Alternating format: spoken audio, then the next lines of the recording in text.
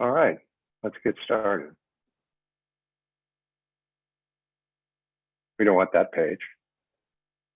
We don't want that page. Janice, do you have hashtags that you want to incorporate?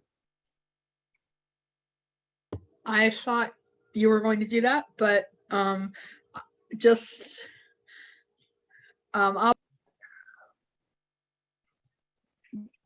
Good morning, everyone. Thank you for joining us today. My name is Denny Brennan. I'm the Executive Director of the Massachusetts Health Data Consortium, and I am delighted to welcome our guests, Amy Joseph and Jeremy Scherer, to talk with you about digital health in 2021 and beyond, and what it means to identify and understand digital health opportunities in a world where regulations are changing under our feet, the nature of provider and physician relationships are changing as we speak. And we need to understand more as we go into the post-COVID world, just what might the landscape look like and what are some of the regulatory and legal issues that frame these opportunities. Briefly, we will, as Janice Karen mentioned, we will put up a hashtag on the chat box for you to use for tweeting if you want to live tweet. A couple of rules of order. We are recording today's presentation, so everything you share today is essentially available for public consumption. So keep that in mind when you're talking with us and with our guests. Secondly, we're going to approach today's meeting as a discussion, a presentation first. We'll take all your questions. Feel free to enter them in the chat box, but we're going to take them at the end of the presentation so that you will have all the questions tallied. We'll be able to get your questions answered at a dedicated period of time after the presentation. So keep those questions coming on the chat box, and we'll answer them after the presentation is complete. Another point of order is because we are on a webinar, we urge you to be mindful of your microphones and of background noise. If you're talking to us or connecting to us by phone, please don't put your phone on hold. We often find ourselves accompanied with symphonic music if we're lucky, and maybe something less harmonious if we're not. So be mindful of that. And lastly, we just want to tell you a little bit about us.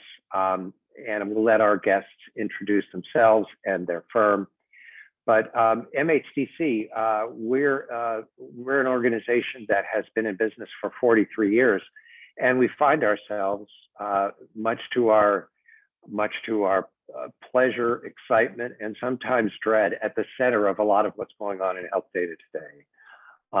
We are a convener and have been so for 43 years. We bring together the health data community to solve problems that are too big to solve alone. So if you want to, when we had the ICD-10 conversion, we were there with a common testing environment for 90 organizations. We're working with organizations, payers and providers, and increasingly smaller providers, in different types of providers, to help them navigate their way to interoperability. So we bring expertise in health data standards and regulations, and our data governance collaborative is really pushing for that. We have very much a local focus and a national influence, and we pride ourselves on being something of a test kitchen, if you will.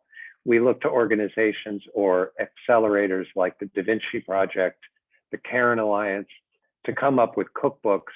We like to be the test kitchen. So we're testing real-time prior authorization. We'll be starting that very soon. We're putting up a code mapping solution to enable organizations to comply with the federal rules around data sharing, which are going to be demanding and difficult. I won't go through these specifics, but this is kind of a roadmap of what we provide. We want to be a valued data services company for our members and our community. Excuse me, but we also want to advance the data, the interoperability of healthcare and a patient-centered health data system to the greatest extent we can as a not-for-profit organization. So we offer a range of services that cover those pieces. So without further ado, I'm going to stop sharing my screen. Again, I want to thank you all for joining us. And Amy and Jeremy, I'm going to turn it over to you. All right, great. Thanks so much for the introduction, Denny. Yeah, and I see that Janice is sharing our slides. So while we get this up, as a brief introduction of who we are. So Jeremy and I are with Hooper, Lundy, and Bookman. We are a law firm exclusively dedicated to healthcare. So it's all we do day in and day out. As I'm sure you all can appreciate, this past year has been quite a year to be a healthcare attorney. Jeremy heads up our digital health practice. I head up our business department with a focus on fraud and abuse and privacy compliance. So we work together daily because our paths cross in those worlds. If we could go to the next slide, please. A brief agenda of what we're going to cover today. It's all going to be pretty high level as a disclaimer, because any of these topics could take hours on their own. Jeremy's going to start with national regulatory trends. It's been a big year in digital health. What have we seen so far? And the big question, what lies ahead? I don't know if anyone has an answer for us, but Jeremy will have some good thoughts. We'll talk about state regulatory developments as well, and that'll be Jeremy too. In particular, there's been a lot of activity in Massachusetts, so we'll go over that for you all. Then I'm going to speak a bit to value-based arrangements. We had significant rules drop effective January 2021 for both the anti-kickback statute and the START law, federal physician self-referral law, which provides a lot more flexibility for value-based arrangements. And there's a significant focus on digital health as part of that effort. That one, fair warning, we're going to get a little bit more in the weeds. Kind of got to get through the technicalities to understand what a value-based arrangement is, and then we'll go through some practical examples to help you brainstorm ideas for how that could work to bring digital health in. Lastly, you know, anyone who's watching the news or involved with it yourselves, it's hard to miss that there's been significant growth in direct-to-consumer and digital health platforms that we're seeing across the country. We're seeing it anecdotally with an uptick in all the work that we're being asked to do in this space as well. So we'll talk about the opportunities that we're seeing there, and also some of the risks to keep in mind and safeguards to look out for with that type of innovation. And of course, time for Q&A as well. I have to give a lawyerly disclaimer. I was mentioning to Denny as well. We have to be careful not to give legal advice. So, you know, we'll answer what we can. If there are things where we need more information or just gets a little bit off of what we can do on this webinar, feel free to follow up with us. And we'll do the best we can to follow up after if we don't have the answer for you on the call. So with Jeremy, I'm going to pass it over to you. And Janice, I think we can go to the next slide. Thanks so much, Amy. Hi, everybody. We're looking forward to speaking with you today about this exciting area. And so what I'm going to do, as Amy discussed, is start by talking about sort of big picture on the national level, then go into what we're seeing state by state. Obviously, those issues are interwoven, but we figured this was the best way to organize it. So, Janice, we can go to the next slide, please. In terms of what we've seen nationally, you know, to state the obvious, the COVID-19 pandemic really catapulted telehealth forward, and you know, the few lawyers who had been, the few of us who'd been practicing in telehealth for years pre-pandemic, the sort of commentary as the pandemic happened last March was that telehealth, in terms of the law and the way that it was perceived nationally, advanced more in really the first 6 weeks of the pandemic than it had in the 2 decades prior. It was really unlike anything that we've seen, and that change happened really amongst all stakeholders in healthcare. And what I mean by that is, in terms of consumers, the way that folks actually utilize digital health and the role that they expect telehealth to play in their care changed dramatically overnight. The way that providers, both provider systems and individual clinicians, were perceiving telehealth changed drastically. And most of that, I think, is because we sort of transitioned from a place where telehealth was seen as a tool, an option, but one that was maybe less proven than others pre-pandemic. Once the pandemic hit, it became a necessity. And that really changed the way that a lot of folks were looking at telehealth, both, again, in terms of clinicians and health systems.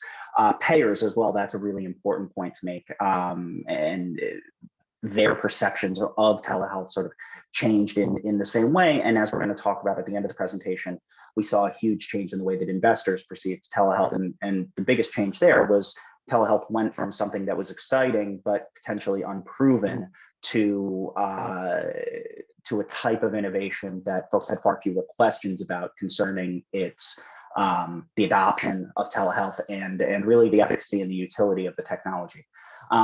In terms of national trends, really the most important thing that we'll talk about is the Medicare program and how the Centers for Medicare and Medicaid Services, CMS, either abandoned or modified all of the restrictions that are in place under the Social Security Act on the provision of treatment to Medicare beneficiaries via telehealth, what we call Medicare telehealth services. But before we jump into that, it's important to also note that there were a number of other adjustments without even getting to state licensure issues, but on the federal level in terms of HIPAA, which folks on this call or this webinar are certainly very familiar with, the beneficiary inducement law, the Stark law, fraud and abuse laws that Amy's going to talk about. You know, there are currently either waivers or, in the case of HIPAA, flexibilities in place. HIPAA isn't waived at the moment, but there's a directive to exercise enforcement discretion at the federal level. Those flexibilities are specific to the COVID pandemic. And so it's important to note that as we transition out of the pandemic, not only rules surrounding telehealth, but also other healthcare laws and regulations are going to change, and in some ways materially, when it comes to expanding utilization of telehealth. So with that, if we could go to the next slide, and we'll jump into what exactly happened in the Medicare space. And again, the reason we focus, yeah. Sorry, just I should have set the stage in our agenda. If you wouldn't mind, I think it'd be helpful for our listeners. Just a quick discussion of telehealth versus digital health, because we're going to be talking about different components of a pretty broad category throughout. Sorry to put you on the spot. I didn't get to that. No problem at all.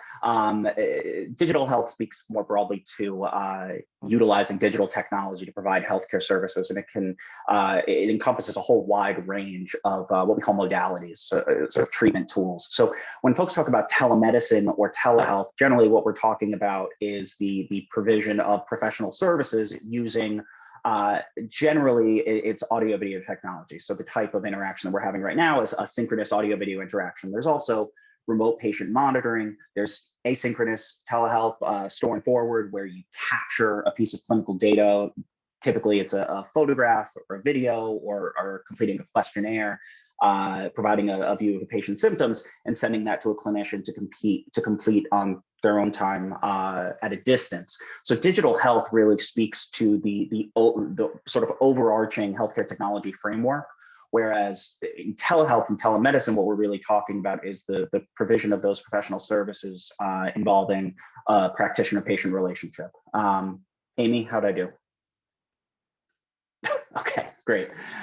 So particularly within the Medicare program, I mean, it's the definite, what is meant by telehealth is quite specific. And the restrictions on Medicare coverage of telehealth, those restrictions are set forth in the Social Security Act. And for a long time, lawyers in this space and advocates, folks in policy circles, et cetera, have really lamented these requirements because they have in many ways prevented the expansion and uptake and utilization of telehealth in this country. As folks know, more often than not, because it's the largest payer in the country, Medicare often acts as a leader in health policy and sort of pushing through coverage of services, pushing certain service lines. And in telehealth, it's actually been sort of the opposite, in that the private payer landscape is pretty far ahead of the Medicare program. But nonetheless, on the national scale, the most important thing that happened during this pandemic involving telehealth was Medicare abandoning those restrictions, because it allowed us to see, albeit on a temporary basis, what expanded availability of telehealth would look like to Medicare beneficiaries. And so when we talk about those restrictions, and it's particularly important to understand this because, as we'll talk about in a minute, post-pandemic, we're going to go back to that pre-pandemic reality unless Congress acts. So that's why we're spending the time here on this. But under normal circumstances, Medicare only covers telehealth services which are provided through a synchronous audio video interaction. So again, this type of live, it's no longer one-on-one, but live practitioner to patient interaction, that is required for a service to be covered by Medicare. There's a specific list of types of providers who can provide telehealth services to Medicare beneficiaries. And most of your usual suspects are included: physicians, nurses, nurse practitioners, et cetera. But one important change that happened during the pandemic, in addition to the modality restrictions being lifted, which allowed the provision of audio-only care in particular, which we saw a huge uptick in, and CMS was actually surprised by that. They came out and said as much in several different places, and as a result, they also right now, they are covering audio-only services at the same level as audio-video services. But in terms of eligible providers, that list was also greatly expanded, and that was particularly important in post-acute facilities and in nursing homes and the like, where there are a lot of occupational therapy services, speech and language pathology services, and other therapy services that are provided by providers who are not on that normal list of approved providers. And so that was changed during the pandemic, which made quite a big difference.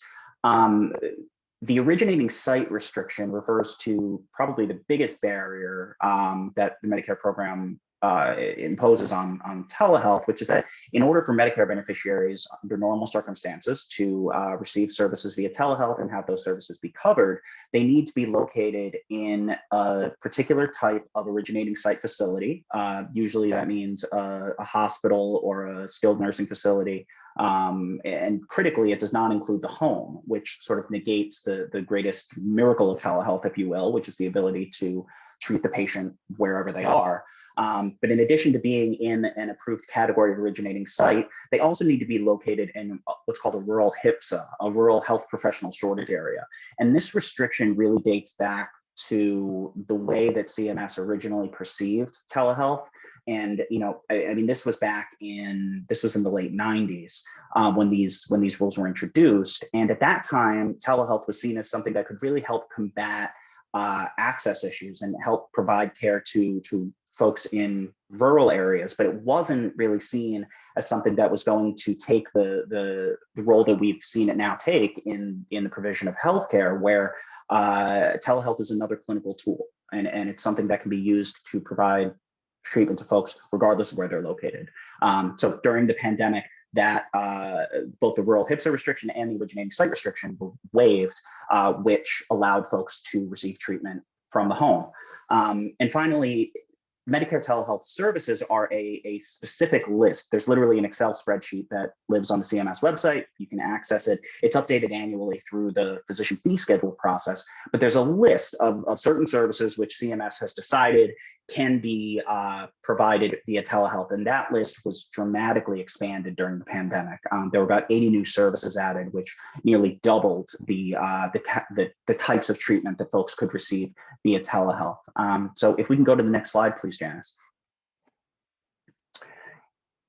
Now that we've talked about the Medicare program and these changes, it's important to sort of take a step back and talk about sort of from a big picture, what does this mean? And there's on the one hand understanding the current landscape, but I think it's particularly important to, as I mentioned before, look forward and understand what this is going to look like as we transition out of the pandemic. So the biggest question that we are getting at a big picture level is any of this actually permanent? And the answer unequivocally is no, it is not permanent. Right now, we know that all of the waivers we just talked about in terms of the Medicare program are in place until the national public health emergency ends or the end of calendar year 2021. Whichever is later. So if the national public health emergency extends into 2022, these waivers will remain in place until that state of emergency ends. But if the public health emergency were to be declared over in 2 months, these flexibilities would only be in place until the end of calendar year 2021. As I mentioned, the way that additional Medicare telehealth services are added is through the physician fee schedule process. And so there was a lot of anticipation when we were watching the 2021 physician fee schedule process roll out, and sort of we were wondering what will CMS do, and the additions to the Medicare telehealth services list were very modest, despite us being in a pandemic. And what that means is that really the only, again, there were a couple of services that were added.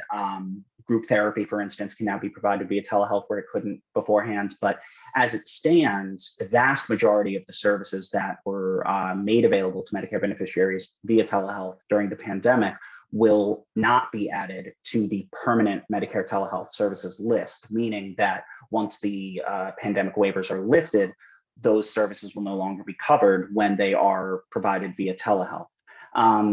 It's important to remember that, again, pre-pandemic, sort of before this entire landscape changed, one thing that that CMS did and that Congress allowed was, in terms of looking at the Medicare program and the role of telehealth, the rules that we're talking about here and all of these restrictions apply to Medicare fee for service, but Medicare Advantage is sort of an entirely different bucket. And the rules surrounding coverage of telehealth services furnished to Medicare Advantage beneficiaries are considerably more flexible than those in place for Medicare fee-for-service beneficiaries. So it'll be interesting to see as we transition out of the pandemic whether there is a huge uptick in coverage of telehealth services by MA plans. I mean, we've seen some of it, but we didn't see the huge boom relative to Medicare fee-for-service that we expected because of the pandemic. And so with the pandemic, we've seen huge growth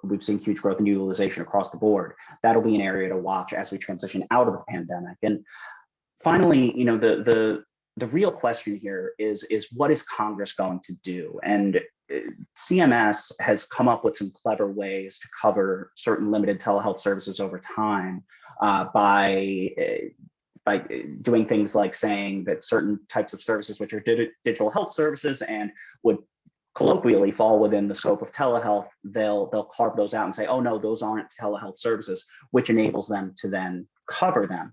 But by and large, the restrictions that are in place here, again, they're in the Social Security Act, and when laws are set forth in statute, that requires an act of Congress to change them. And it's a very frustrating issue, and one where there's a lot of legislation that's introduced, but very rarely does that legislation make it very far. And there remain questions mostly around payment issues and whether covering telehealth services will lead to inappropriate utilization of telehealth. Will folks see their doctors 3 times as much when they're able to see them via telehealth? And then on Capitol Hill, there remain tremendous concerns, which we'll talk about later, around fraud and abuse. The one thing that is interesting that I'll note right now, and most of those, in addition to folks on the Hill, you know, it's MedPAC, the Medicare Payment Advisory Commission, which issues reports to Congress advising on Medicare, and they remain unconvinced about the efficacy of telehealth when it comes to payment, and you know, the same is true of private payers, to be fair.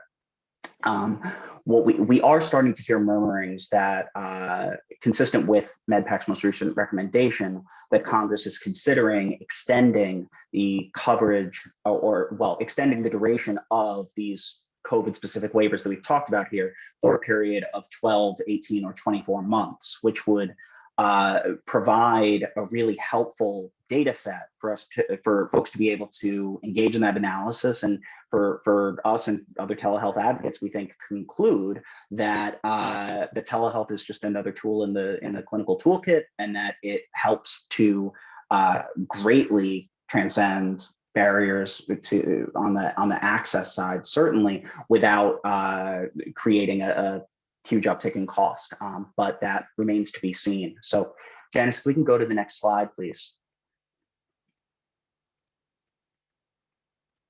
Now that we've talked about the federal landscape, I want to talk a little bit about what's going on at the state level, because beyond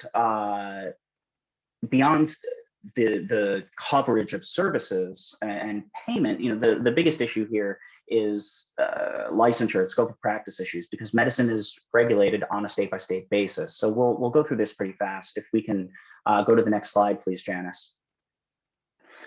So every state in the country, or every state medical board, adopted some type of regulatory flexibility during the pandemic. They're evolving, they're changing. Every state has done it a little bit differently, but that has really expanded access to telehealth quite significantly.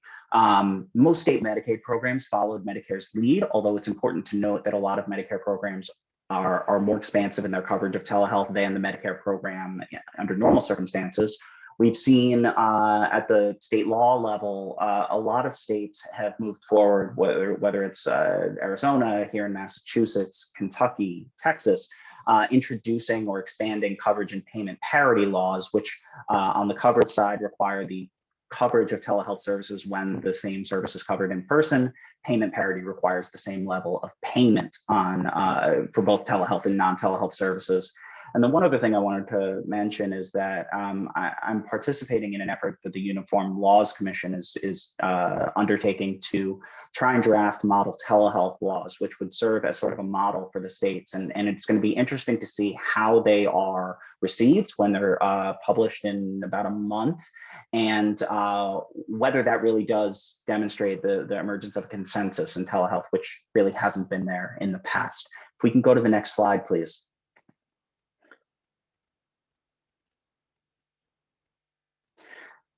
So I'm not going to go through this in depth, but I wanted to provide some examples here of the public health emergencies that are in place. It's important to note that at a state level, we first have to look to the federal public health emergency, but then also come to the state level and look at whether a public health emergency remains in place in the state where the patient is located at the time of treatment. Folks are probably aware that here in Massachusetts, the public health emergency will end in 5 days, which means folks who are relying on temporary emergency licenses should note that they will only be valid for another 90 days. And really, this chart is just to show that every state is handling this differently. One state to note is that Connecticut took a position similar to what CMS and Congress is really thinking of doing surrounding Medicare program, and extended its waiver of an in-state licensure requirement for the next 2 years, which is good news for clinicians in Massachusetts who have patients who might be located in Connecticut from time to time. Next slide, please.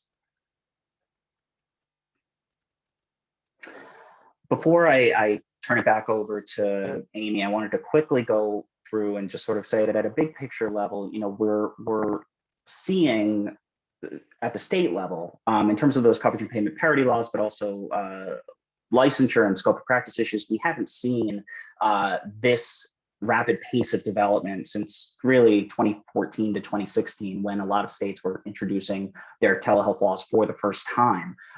As I mentioned, we're seeing a real uptick in states beefing up their coverage and payment parity provisions, which is good news for telehealth advocates. A trend that we'll talk about in a moment that we've seen here in Massachusetts and elsewhere is adopting modality agnostic telehealth definitions. And what that means is, instead of saying that telehealth is audio, video, or RPM, or store and forward, and a lot of states over time have carved out specific modalities. Technology agnostic definition will say that basically defer to the judgment of the practitioner, and allow for that practitioner-patient relationship to be established with whatever type of technology the practicing clinician deems sufficient. And the good news at the moment is that both payers and on the provider side, health systems seem to be on board with the expanded provision and coverage of telehealth. Obviously, that varies quite a bit when you get into the weeds, but at a big picture level, we're not seeing huge opposition in this area. Next slide, please, Janice, so we can just very quickly talk about what's happened here in Massachusetts. Despite being leader in national health policy. Massachusetts was actually the last, Mass Health was the last state Medicaid program to cover any service via audio video technology. We also had, for a long time, in Massachusetts, we didn't have a workable telehealth regulatory framework really until this year. And the first change that happened during the pandemic was in mid 2020. The Board of Registration in Medicine, the medical licensing board here in Massachusetts, first adopted an interim policy making clear for the first time that a practitioner-patient relationship can be established via telehealth without a prior in-person examination. And that's something that we've effectively assumed to be true for some time, but having that in writing is really helpful. And then the interim designation was taken off. So it became clear that from the state regulator's perspective, relationships could be established via telehealth. Massachusetts did adopt a technology agnostic telehealth definition through the telehealth legislation that became effective January 1st of this year. There are coverage parity provisions, and there is also payment parity for behavioral health services, which means that, for instance, talk therapy services that are covered in person need to be covered when provided via telehealth and need to be covered at the same payment rates when delivered via telehealth. There's also a temporary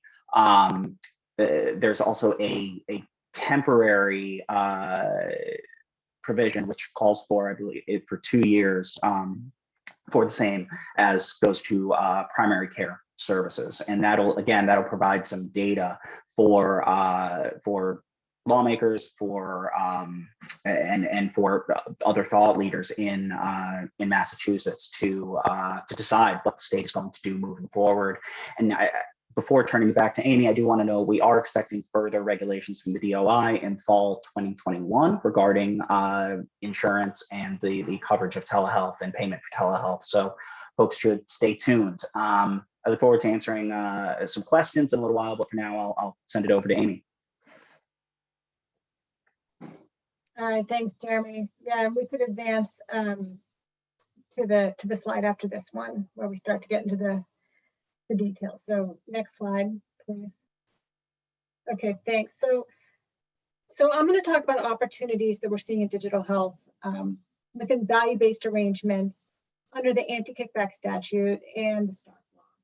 So before I do that, I have to do some groundwork, setting the stage. I'm going to do it at a 30,000 foot level with the loyalty caveat that the devil's in the details, right? So these laws are actually, although we talk about them together, they're actually very different. They might apply in different circumstances.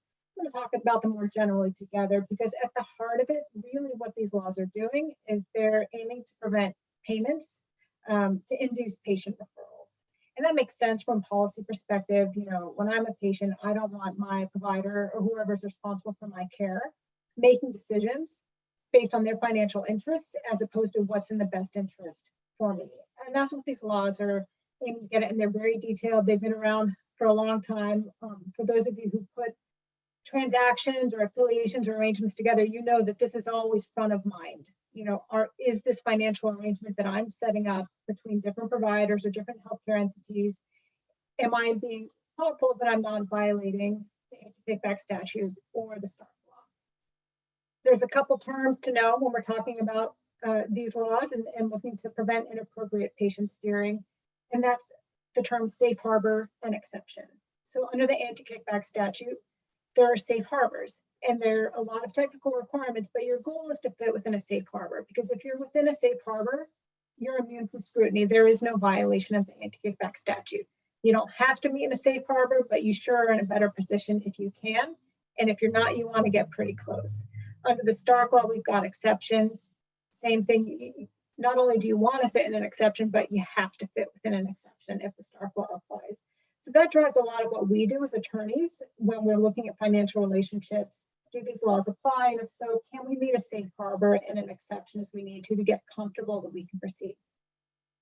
So we have these new rules that have come out of CMS and OIG with respect to anti-kickback and Stark. Effective, what are we, about 6 months out now from January, not that far.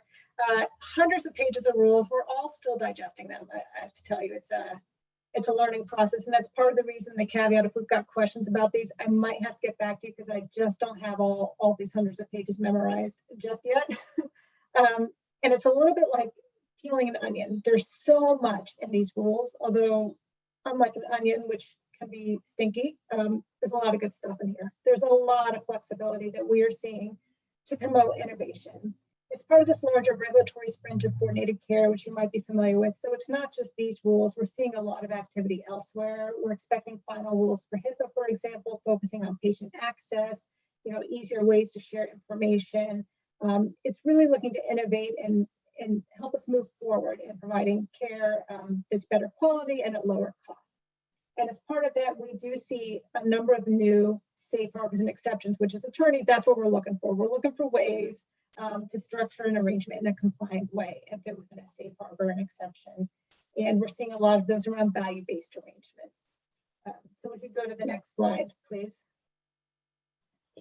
Okay, so here are the goals of the rules under kickback and start, as we were talking about. It's removing the regulatory barriers to innovate, encouraging value-based arrangements. And there's also some clarification and simplification of existing rules because, as many of you may know, there's a lot of gray area. There's a lot of ambiguity. And so there's some attempt to help that, to fix that here. The big concern that OIG and CMS have been hearing, which I think is true, is that all of these rules, despite having a good policy behind them, they've had a chilling effect on innovation and value-based care.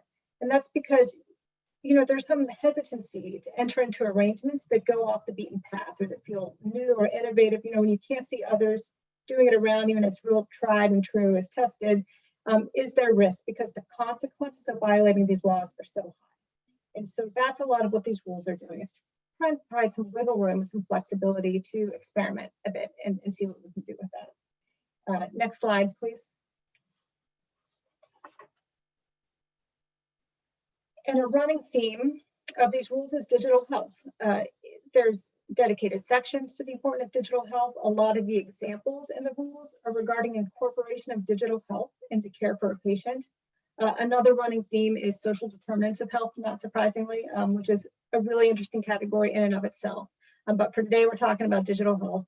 I have a few quotes here for you from the commentary. One, digital health companies hold great promise for improving coordination and management of care and achieving the goals that we were talking about, not surprising to any of you who've tuned in here, I think. And also there's a nod to the pandemic and that digital health technology with lower compliance risk, meaning it's easier to enter into these arrangements, that's going to assist with the COVID pandemic, which we've seen already. Jeremy was talking about those flexibilities and how important that has been to help manage and address patient care needs. And it's also going to help moving forward. Next slide. All right, so now this is where we're getting a bit in the weeds. You got to bear with me. Trust me, we're going to work through and come out the other end with some practical examples. So we have 3 new safe harbors and 3 new Stark law exceptions with protects remuneration. That's something of financial value between referral sources, between participants. I'm going to focus on the anti-kickback statute safe harbor just because it applies to more people. It's broader and it's criminal, so stakes are higher. I have this image here of the 3 light bulbs for a couple reasons. One, there's 3, so that's nice because we've got 3 safe harbors we're talking about, but also they're tiered based on risk. So each safe harbor ties to the amount of risk that folks are taking on to fit. So we've got full downside risk. That's one safe harbor. We've got substantial risk. That's the medium one. And then you can do a value-based arrangement with no downside risk. And that's the easiest entry point. And that's also the one where we see the most digital health examples. And so at least for me, I'm a visual person, you'll see that coming up on other slides too. So this helps me, remember we've got 3 tiered risk safe harbors. And we're going to be focusing mostly on the no risk safe harbor as we talk through. There's also a safe harbor, which I'll touch on, which is about providing something of value to patients, to beneficiaries, including digital health tools, which is new. Next slide. Okay, so what is a value-based arrangement? And I say that partly because it's an interesting question under these rules, but also because it's not a new term, right? Like we see value-based arrangements everywhere, but it does have a specific meaning when we're talking about kickback and Stark law. So I have here our best attempt at a graphical representation of what a value-based arrangement is. And that's because you can see all the quotes, all these terms that are defined. They all kind of sound similar. There's a lot of overlap, and there's not a lot of prescriptive detail here about what's a value-based participant or what's a value-based enterprise or an activity. And that's intentional by the regulators because they did not want to be too prescriptive with their terms based on ideas or models that we're thinking of today, because there could be something else 20 years from now, which makes sense. And so we have these broad terms to accommodate for that. What I'm going to do is just walking through looking at this chart, what this means. So how do you form a value-based arrangement? First, you need participants, right? It's got to be more than one. It can be an individual, it could be an entity. It could really be anyone. There's no real restrictions on who can be a participant. It could be two different entities with common ownership. It could be all within one integrated health system, but you do need at least two. So an easy way to set up a value-based arrangement is if you're already closely affiliated, such as between a hospital and affiliated physician practice, and you've got some common goals for patient care, you could set up a value-based enterprise with those two. Digital health companies, they can be a value-based participant. A social services agency can be a value-based participant. Anyone can be a value-based participant. The catch is there are some that may be able to participate, but they won't have protection. And that applies to pharma, manufacturers, distributors, DME, medical device supply, compound pharmacies. There are some categories where the regulator said, you know what, there's some heightened risk with those entities. They're not really involved in direct patient care. We're not going to give them the same protection. So what does this group have to do once you've gotten them together? They have to engage in some type of activity to further a value-based purpose. And really that's focused on coordination and management of care, improving quality, reducing payer costs, or just transitioning from fee-for-service to value-based. Again, pretty loose. It's a pretty broad category of what you can do together to have a value-based arrangement. And lastly, it has to be for a target patient population. And this is one where I've seen come up more than others, talking with clients about, trying to see if there's a way to realistically set this up. It cannot be, you can't cherry pick, you can't lemon drop. There has to be a legitimate and verifiable way to set your patient population. It could be based on a certain chronic condition, a zip code that you think is underserved, financial income. There are a lot of ways to define your target patient population, but it can't be based on, opportunities for revenue, if you will. That might be one way to put it. Next slide. Okay, so here are the key requirements to fit within that no risk safe harbor. So let's say you've got your value-based arrangement, you put it together, and you want to know if you can meet a safe harbor. And I think the best way for me to walk this through is to do it with an example.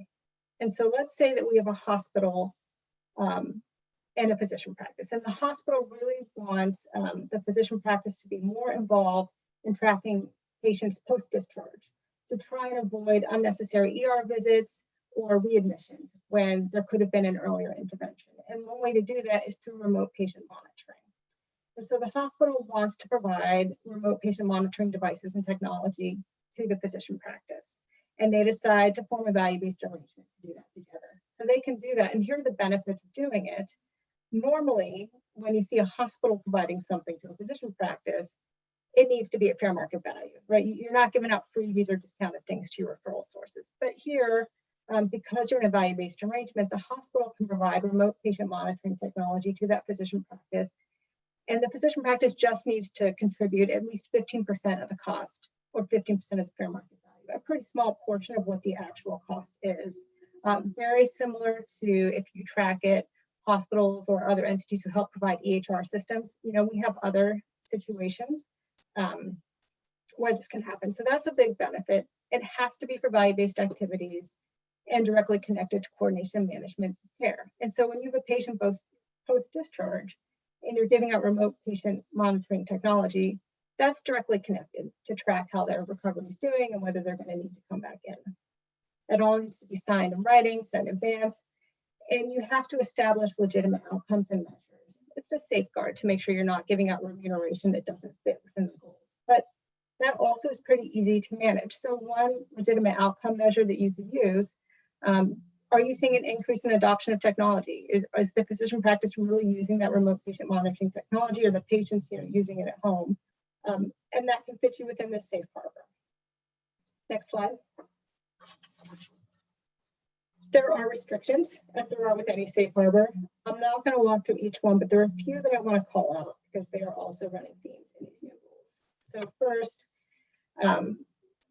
if you look at the third bullet point, you can't take into account volume or value of referrals outside of the target patient population. So what's interesting about that is there is an expectation that there can and should be referrals within this value-based arrangement for your designated patient population. You just can't let it impact or consider referrals outside of this arrangement. And the next bullet point, you also need to be thoughtful, as always, but you can't direct a referral if a patient has another choice. Patient choice always comes first. If a patient wants to go elsewhere, if a payer determines that another provider is more appropriate or is in network, or at any time if a professional in their best judgment thinks that the referral is not appropriate, that always comes. And lastly, do I have it on here? I don't know if I do, but marketing and patient recruitment, always an important consideration, always an area of risk. You want to be careful that you're not using remuneration as a way to go out there and steer patients to come to you. Next slide. Okay, so here are some examples. And we talked through the first one. The next one is pretty similar. You can have a medical technology company providing digitally equipped devices to physician practices for post-discharge patients. And so a more specific example in the commentary is, let's say you have a patient who had a joint replacement, for example. It might be useful to have technology that helps monitor their range of motion so that the physician practice can help determine, as part of their recovery, do they need more physical therapy intervention? And so the tech company can provide that to the physician practice. Physician practice only needs to pay for a portion of that cost, and they can in turn provide it to their patients, which we'll talk about in a second. Another example, again, just to help you brainstorm ideas, let's say you have a specialty physician practice that works very closely with a primary care practice. And I like this example because in the commentary, they specifically say that this primary care practice refers a lot of patients to the specialty physician practice. And that's okay. That means that they're closely aligned and they work together a lot. And so the specialist might provide data analytics software to the primary care practice to help give them more tools to treat the patients. Are they following best protocols? Are they ensuring that the patients are doing all the follow-up that the specialist recommended to allow them to work even more seamlessly together and share information about that patient and make sure it's all the best quality of care. Next slide. All right, another example, and this is one that I've seen already utilized in real time, although the rule is pretty new. Hospital provides tablets for a physician practice to have in their office suite for patient education. The example in the commentary is for, I think it's for diabetic patients to help manage. We've seen it done with mobile apps that are provided on tablets in physician offices for maternity patients to help educate them throughout the course of their pregnancy. It can be branded with the hospital information. That's a useful tool for patients to have. And again, it can be done not at fair market value, even though it is providing something of value for the physician practice. Lastly, here's an example of one of the categories I was talking about where regulators are more concerned or careful about certain types of entities. So we have a medical device manufacturer, cardiac monitoring devices, and provides a software solution between hospitals and emergency medical services. So you can imagine EMS is in the field or en route to the hospital. It's very helpful for the hospital to have information in real time about what's going on with the patient so they can get prepared, so they can provide consultation. What's interesting about this one is medical device manufacturers typically do not have protection under these value-based safe harbors. But there's an exception to that general rule when you're providing digital health technology, because everyone recognizes that that is such an important tool to have. And often medical device manufacturers, DME supply companies, they have digital health components. And so there's an exception for them to provide that. The only limitation really is there can't be an exclusivity agreement. There can't be a minimum use purchase. There's some additional safeguards with those entities, but I like the example because I think it's useful and also because it shows, again, the regulators doing an extra nod to flexibility needed for digital health. Next slide. Okay, so we've been talking about these flexibilities for remuneration, something of value between referral sources, between participants. But we also have more flexibility now with what we can provide to patients under a safe harbor. If you form a value-based enterprise and have a value-based arrangement, which to me is a significant benefit of forming one of these arrangements, because providing things to patients can invite a lot of scrutiny unless you you have protection under a safe harbor, and often you don't. There's some separate exceptions for beneficiary inducement, which we can talk about. It's not the same as having safe harbor protection. So what it now allows is if you have a value-based arrangement, you can provide things to patients in your target patient population, so long as it's in kind. So you can't provide cash. You couldn't provide an Amazon gift card, for example, but you could provide a gift card for grocery delivery services. For example, for a patient who just got out of surgery, it's going to take them a while to be fully mobile. They really shouldn't be out driving around to the grocery store. You give them some remuneration to help with that, because that's connected to their recovery and management of care. Got to be recommended by a licensed healthcare professional. And again, restrictions to keep in mind into particularly marketing and recruitment. You don't want to see anyone posting an advertisement, free smartphone if you come in for a visit. That would probably be going too far. Next slide. Here are some examples from the commentary of types of digital health that can be provided to patients if you structure to fit within the safe harbor. Remote patient monitoring devices, broadband access connectivity services, connected scales, blood pressure monitors to help get information back to your provider, mobile devices that monitor activity, smart pill dispensers. I don't have it here. Smartphones are even in the commentary, providing smartphones if they help a patient better access virtual care or some other app, with digital health. The caveat with that, and maybe perhaps the reason I didn't put it on this slide, because I would want to provide more detail, you do need to think about whether what you're providing is actually advancing the goals that you need to advance. So if a patient already has a smartphone that has that capability, it's just, like not the newest, fanciest smartphone, that's not enough of a reason to give them a smartphone. You always need to be thinking about whether what you're providing to the patient actually advances their care. Next slide.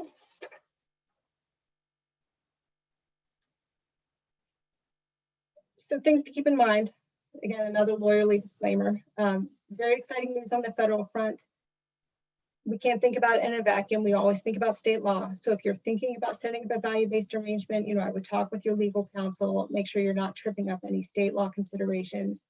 The other thing to think about is if you are a tax-exempt entity, because even though these rules provide a lot of flexibility so that we don't need to worry so much about whether something is fair market value, if you're tax-exempt, you also need to think about excess benefit, private immurement. There are other kind of parameters with what you can provide to others. So you just want to work that through with your tax-exempt counsel if you are pursuing one of these. All that said, I know it's a lot of detail. I personally, because I'm seeing some clients implement these, it's actually not that hard to do. If you have 2 or more participants that are kind of like-minded and have patient goals in mind, it opens up a lot of flexibility. Next slide. Yeah, so we're going to wrap this up really quick with just a little bit of discussion about what we're seeing in the marketplace with direct-to-consumer and some things to keep in mind. I think we can do it in about 5 minutes. And I'll pass it over to Jeremy to kick us off. Thanks, Amy. If we can go to the next slide, please, Janice. So really, this is a subject that we're talking about daily, and so we're just going to go through it really fast. But pre-pandemic, there was quite a bit of investment in digital health, and during the pandemic, there's been just an explosion in investment in this space. And so everyone wants to know whether this is temporary, whether it's a bubble, or whether this is a new normal. And I think the answer is somewhere in between the two. It's not possible to maintain the current pace of investment in the digital health space. It's just not sustainable. But what I do think is emerging is that there's sort of a new tract of land, if you will. There's a new market within the healthcare delivery space more broadly there's sort of a turf war being fought over it right now. And I think that we're going to see continued consolidation, which we're definitely seeing in particularly in telehealth, but across the digital health space more broadly. And I think we will also see more concentrated investment in platforms that are offering certain types of specialty services. For a time, you had the big four telehealth platforms: Teladoc, American Well, Doctor on Demand, and MD Live. And for years, offering services via telehealth in and of itself was something exciting. That's not the case anymore. Now the types of ventures that are attracting attention focus on much narrower areas. We have clients who are working on pediatric behavioral health platforms, folks who are providing treatment to folks with diabetes. There's a lot of focus in trying to figure out how to provide substance use disorder treatment via telehealth, which is a problem because federal law largely prohibits prescribing controlled substances via telehealth without a prior in-person examination. But it's those sorts of areas where we're continuing to see a lot of interest. And another question we're getting a lot is, well, what about the brick and mortar provider? And I'd encourage folks not to think about this in sort of a polarized or bifurcated way, where you have the digital health provider on the one hand and you have the brick and mortar provider on the other hand.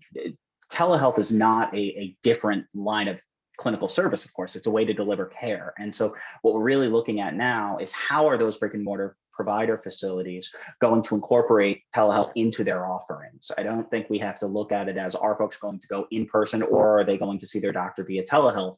I think the more likely moving forward, it's going to be a hybrid approach, and that we're going to see a mix of the two. Amy, do you want to add anything on those points? No, I think we can go on to the next slide, because I just think that's okay. I'm about to cut you off. Yeah, but I think that sets the stage for lots of opportunity here, an explosion of growth, a lot more financial backing than we've seen in the past, as there's interest in these areas. And where the money flows, that's where the government goes, is my little phrase. And so we're going to see more enforcement of these. And we advise clients across the spectrum. So we advise digital health startups, mature digital health companies, investors, health system partners, customers. And we really find the same issues for all of them. There are different reasons that everyone needs to be mindful of. You do want to do some diligence or make sure you're setting up appropriately in the digital health space, particularly because we do think there's going to be, more and more scrutiny as these things grow. I have a list here of the types of things that you might want to have on your checklist. Probably nothing too surprising to you all. We see them in other areas too. But to the extent it's helpful, they have kind of the key areas that we often hit on in our initial review. You've got it. And yeah, we advise that really for anyone, even our startups. They've got limited resources, but the more you set up in a compliant fashion initially, not only do you want to be in compliance with law, but you're avoiding headaches later if you got to go back and course correct. That's a tough thing to do. Happy to talk more about that if there are questions. I think we can go to the next slide.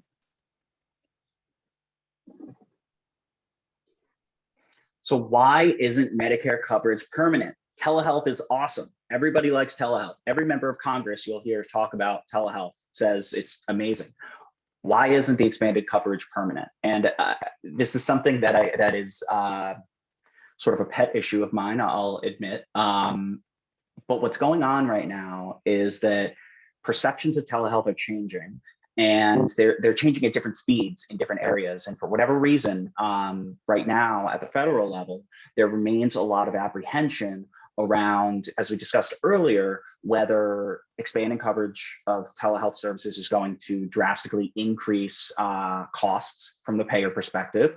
There are still some questions about the clinical efficacy of telehealth, but that's becoming less and less the case.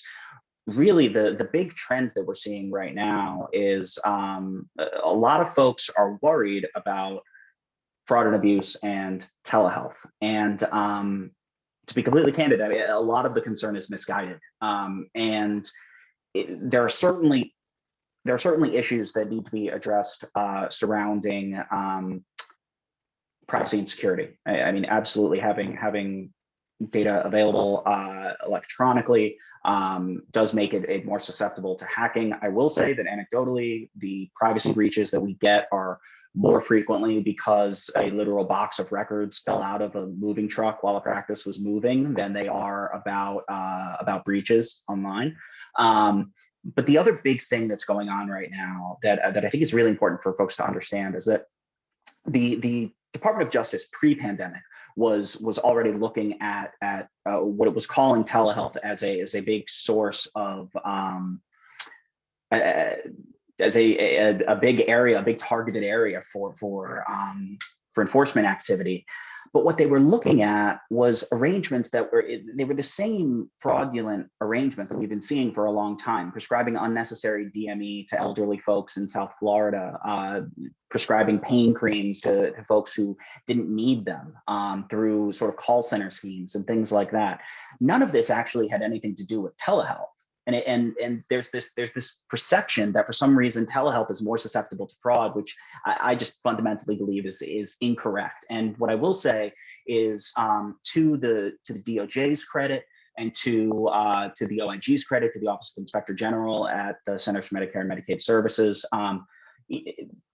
those of us who are really in this space were pretty vocal about the failure to differentiate between this telefraud and legitimate telehealth services. And OIG did issue a very helpful statement acknowledging the important role of telehealth in the provision of care and making clear that there is a distinction between telehealth and telefraud. Unfortunately, part of what I think is going on right now is that because telehealth is a newer concept, it's newer in the healthcare marketplace, a lot of folks are using these terms imprecisely. And so a lot of those arrangements where, again, you're talking about purchasing, I don't know, 12 walkers for somebody who doesn't need them and is covered by Medicare, those sorts of sort of old school fraud arrangements, when they happen involving technology of any sort, sure, where you're talking about an audio video interaction, you might call it telehealth, but that really isn't the case with most, because most of the time you're talking about call centers and really limited interactions. But because folks aren't super well versed in what telehealth is, the headline that goes out in the press release and in the news is telehealth fraud scheme is busted, and 14 executives are brought down in telehealth fraud scheme. So I think it's important to note that there's a very important role for telehealth as a clinical tool, which we've seen during the pandemic. And it's important to understand that the way that care is delivered does not make that that treatment any more susceptible to fraud or any sort of scheme. And there's a lot of very important care, particularly in combating access issues, that's being provided via telehealth, that's helping to combat gaps in health equity, although we could talk about the digital divide, which is a separate issue, but that's sort of what's going on, and why what seems like a no-brainer in expanding coverage of telehealth services furnished to Medicare beneficiaries has been such a slow slog. So I'll get off my soapbox now on that issue. Amy, I think we're now at the Q&A portion, right? I think so. Great. Thank you so much for the talk. We have had quite a few questions, and actually it's really interesting because the first two questions that we got actually tie into what you were just talking about. So how appropriate is that? So on the subject of fraud and abuse, I'm going to combine these. You did the first question was a little bit of a slightly different take of what you were just saying, which is that research has consistently shown that fraud levels for telehealth are the same or lower than levels for in-person care. How can we combat the impression that this is not the case? And the other kind of related question, which I'm going to give you at the same time, is has fraud in telehealth been the problem that CMS expected, and what actual data exists about that, and what types of fraud are most prevalent? So you did address some of this in what you were saying, but I think the take on how we can combat this wrong impression is kind of an important piece of that. And also if there are actual sources of data that you want to point out. Sure. I mean, I can take a swing at that. I'd like to make clear to everyone first that I did not plant the first question. That was not something that was I actually introduced. mine, people. Well, thank you for bringing that up. In terms of actual data out there, I mean, no, it's quite limited, and a lot of.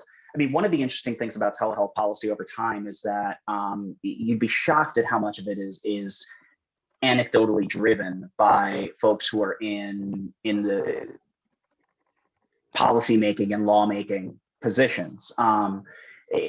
Oftentimes, when we're in meetings with staffers in Washington, they're talking about their grandparent who had a bad experience with a telehealth visit, and because of that, they're suddenly very concerned that there could be that first of all that there are clinical issues, but also that that fraud is a real possibility. And I think part of the challenge here to telehealth advocates is, in addition to talking about all the coverage issues that we've talked about here and about reimbursement and all the rest of it, we also need to promote training among clinicians in utilizing digital health technology. I mean, there's a huge difference when you see a provider who's been providing services via telehealth for years, who's gone through training, who understands how to engage with a patient through this sort of audio video interaction, as opposed to somebody who sort of just sets a laptop on their desk and goes about the visit as though the patient is there in the room with them without actually interacting through those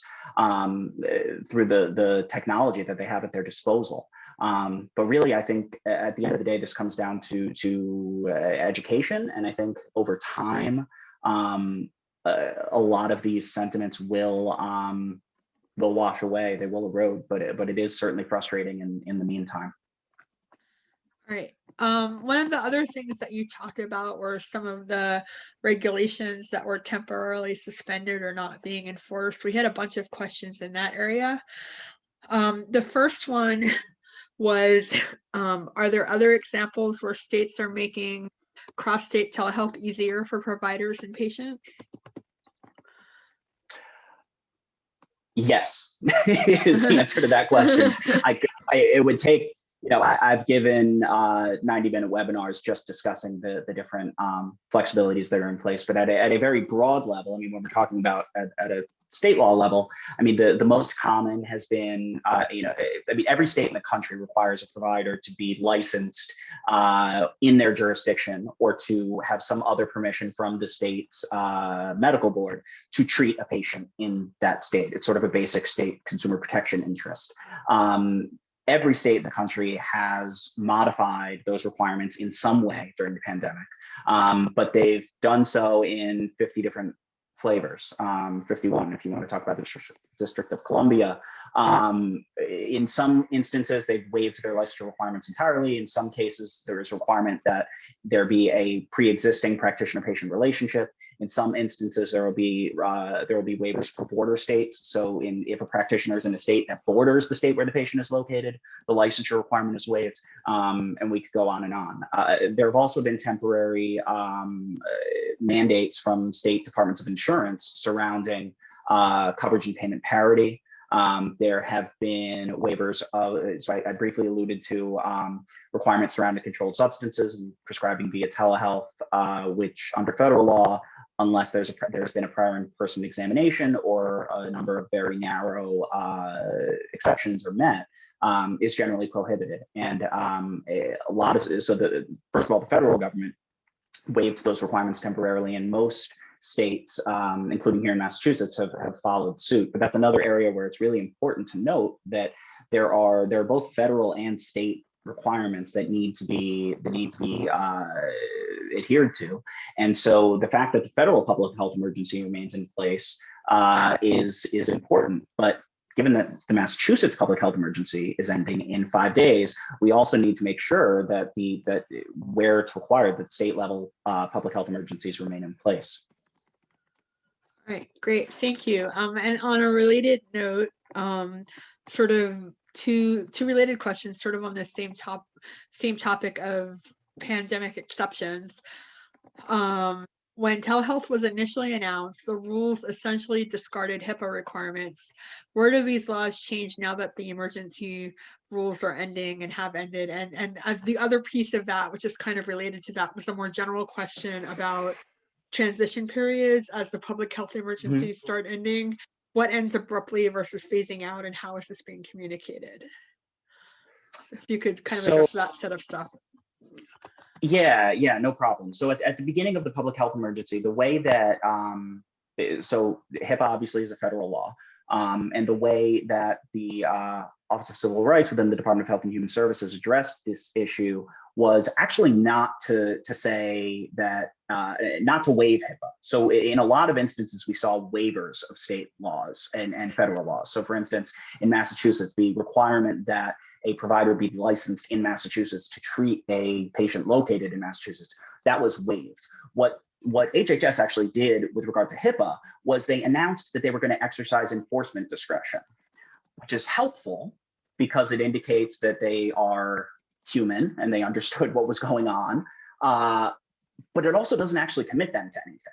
So we've been throughout the pandemic advising folks to be really careful in relying on that flexibility on HIPAA. First, because it could end at any time. They did not commit to that remaining in place for any given period. But also, enforcement discretion is not a waiver. It doesn't mean anything. So that's on the HIPAA piece. Hopefully, I've answered the question. As to the second piece and transition periods, it's going to be really rocky, if I'm being honest. And it's varying state by state. So in Massachusetts, the Baker administration has sort of said broadly that it is committed to ensuring a smooth transition, but then you have to look for specific announcements regarding specific waivers that are going away as of the 15th. Now, on the issue of state licensure, they've said that the licenses, that the emergency, so the way that Massachusetts did this, as opposed to other states where they just said no more requirement. In Massachusetts, they said, okay, our requirement is waived, but we want you to get an emergency license to provide services to Massachusetts residents during the pandemic. They actually only issued those licenses through July 2020, but for folks who are currently practicing in reliance on those emergency licenses, they will remain effective for 90 days after the pandemic ends. So in 95 days, to be precise, those emergency licenses will no longer be effective. And it's a real challenge, I think, right now for folks to figure out what that sort of off ramp is going to look like. Great, thank you. So let's see. Let me go back up. I'm going out of order because I'm trying to group things together. So bear with me, I apologize. All right, here's another one. So telehealth use is declining nationwide with the decline of the pandemic. Are CMS and Congress looking into expanding its use? And my addition to this, can you do you think the levels to which it's declined are enough to hinder expanded use, or has that boat flown? Or pardon the mixed metaphor. Well, so more broadly, it's an interesting point because, yeah, I mean, telehealth utilization levels have definitely declined somewhat, but when you consider that in the early stages of the pandemic, I mean, in March 2020, you're never going to get to that level of telehealth utilization again because we were all told not to leave our houses for an extended period of time. So I think pointing out that utilization now is lower than it was in March 2020 or at other points during the pandemic is sort of imposes, I think, unfair expectations. But as far as whether that is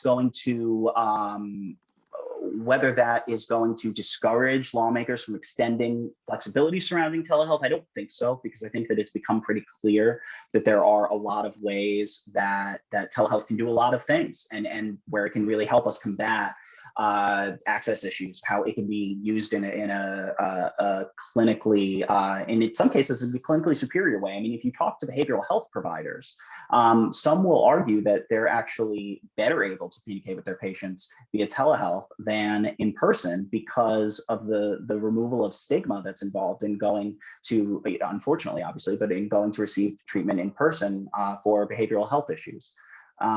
So I do think, I mean, I think in there was a question about, is Congress considering expanding access and the availability of telehealth services? And the answer is yes. I mean, they've been thinking about it for years. The interesting part is that there's now emerging some murmurings that the expanded coverage of telehealth services in place during the pandemic may be extended on a temporary basis for 2 years to allow CMS, lawmakers, others to really see and understand how telehealth will be utilized in a non-pandemic environment to be able to make a more informed decision as to how those services are going to be covered moving forward. Interesting. Thank you. Let's see, Amy, this one is for you. You mentioned that there were some final rules that went into effect on January 19th, 2021. That means they were part of the regulatory freeze that the administration changed.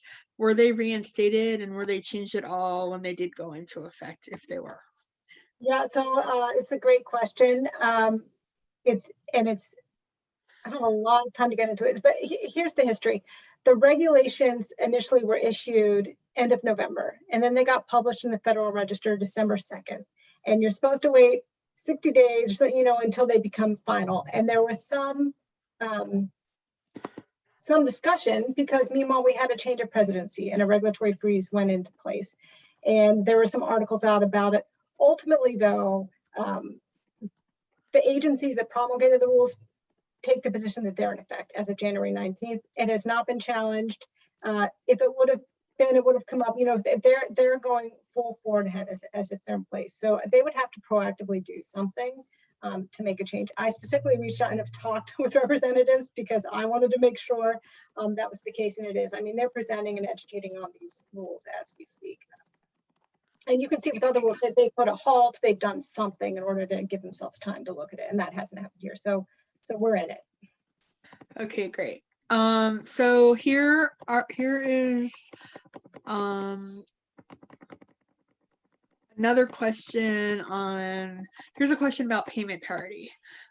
Isn't payment parity a big issue for providers and payers? Ultimately, telehealth should be reimbursed at a lower rate than on-premises services, but the hospital lobby is pushing for parity. Payers are pushing for lower rates. What breaks this roadblock? Well, there's a lot there. Yes, payment parity is a very big issue for providers and payers. I don't know that I would agree with the assessment that telehealth should be reimbursed at a lower rate than in-person services. Typically, the way that telehealth is reimbursed, both by federal programs and by private payers, is that there will be payment that is made for the professional services that are furnished. But there's also often a facility fee, and that is meant to pay the facility, whether it's the more commonly it's the originating site where the patient is located, but some commercial payers also pay distant site facility fees to cover the expenses associated with the space where the practitioner is located. And that's meant to pay for things like rent and electricity and heat and so on and so forth. As far as the clinical services that are being furnished, I mean, there are certain things that can't be done via telehealth, right? I'm not going to have an ACL reconstruction done entirely via telehealth. But for those services which can be provided in a clinically responsible way, I think in many states, there are requirements now actually that do state that the telehealth services and the in-person services need to be compensated and paid at the same levels. In Massachusetts, we have that now with regard to behavioral health services. And we have that on a temporary basis when it comes to primary care services. But let's see, what else was in that question? what breaks the roadblock on this is state laws requiring payment parity, and they exist I mean, coverage parity exists in a majority of states. Payment parity exists in fewer states, but we are seeing more and more that because of the experience during the pandemic, states are requiring payment parity. And the reason why it's so important, by the way, and why health facilities, so hospitals, sure, but also skilled nursing facilities and others, the reason why payment parity is so important is that for a lot of these facilities, providing services via telehealth requires infrastructure that may or may not have been there pre-pandemic, particularly when you're talking about post-acute facilities who didn't have access to the type of funding that was made available to hospitals as far back as under the Affordable Care Act to build just an infrastructure to have EHRs, electronic health records. Ensuring that they're getting paid at reasonable levels for these services is essential to enabling them to create the infrastructure that's necessary to build out these service lines. Hopefully I've answered the question there. Yes, and I apologize for my phone. I'm just going to let it ring while I ask another question. I realize we're running low on time. Let me just follow up slightly on that. I attended some of the Department of Insurance listening sessions about the new telehealth law, and it was my understanding from them that payment parity actually isn't fully in the new laws, but that's payment parity for video only services, and that audio services can be paid at a lower rate. Do you see a trend where there's still a preference for video services, and how do you address that for people who may only have access via audio? I mean, there's definitely from a payer perspective, yeah, there's definitely a preference for audio video services. I mean, the definition of telehealth that was adopted in the Massachusetts legislation is technology agnostic. So it is inclusive of audio video, audio only, and so on and so forth. I mean, there are agreements in place between insurers and providers where they can impose their own requirements, as it were. But you know, in general, the litmus test, as it were, is on the behavioral health front, if the service is covered when it's provided in person, that it needs to be covered at the same level when it's provided via telehealth. Now, of course, the position of the payer would be that the in-person service involves both audio and video, or it involves both visual and auditory communication. And so the equivalent service delivered via telehealth has to have both those audio and video components, I would imagine. So that's part of what's going on there. But again, as I mentioned before, I mean, the Department of Insurance is actively looking at this issue. You know, there are, as it sounds like you're familiar with, I mean, there are several hearings on this. Basically, it's been so far on about a monthly basis, and that is something to watch. We don't yet know what those DOI standards are going to look like. All right, we're running low on time. There are a couple more questions left. So can you, since it kind of came up in my last follow-up, can you talk to equity issues around digital health? How much of this is regulatory related to modality and payment parity, and how much has other causes that might be addressable outside of legal areas? So we've seen, I mean, in terms of the digital divide and health equity issues and the capacity of telehealth to help combat them, there's interesting data out there which actually shows that during the pandemic, the normal disparity along socioeconomic and income lines that exist in terms of access was basically not observed. That folks who often struggle to access care were doing so using digital health technology just as much as their upper middle class counterparts. The biggest thing that telehealth does in terms of helping to bridge the equity gap is that for one, it allows folks to access treatment on their terms. It allows you to, instead of needing to travel a long distance to access care, maybe only having access to a limited number of providers, not having as much control over when that appointment can be scheduled. It empowers folks to control their care in all of those ways. And in terms of technology availability, what's interesting is that here when we're looking at populations, we're trying to help access care. A huge portion of those folks are Medicaid beneficiaries. Among Medicaid beneficiaries, excuse me, smartphone, having a smartphone is actually quite common.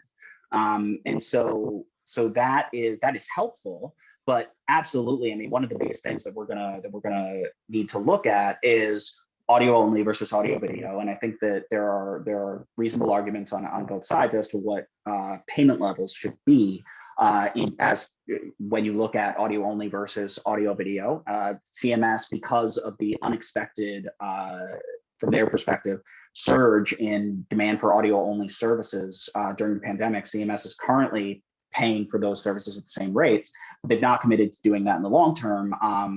For example, we were talking about the Medicare telehealth services list earlier, and in the 2021 physician fee schedule final rule, CMS explicitly declined to permanently add audio only services to the list of Medicare telehealth services. So, I mean, this remains a really important issue. Telehealth can do a lot on equity, but we also need to do a much better job figuring out how to get folks who have access to care using digital health tools to actually use it. Because despite the prevalence of those technology tools, whether smartphones or otherwise, among these populations, while that is quite high, the utilization of telehealth, now that we're starting to move out of the pandemic, is not as high as it should be. And so that, on a policy level, is a challenge that we're all grappling with.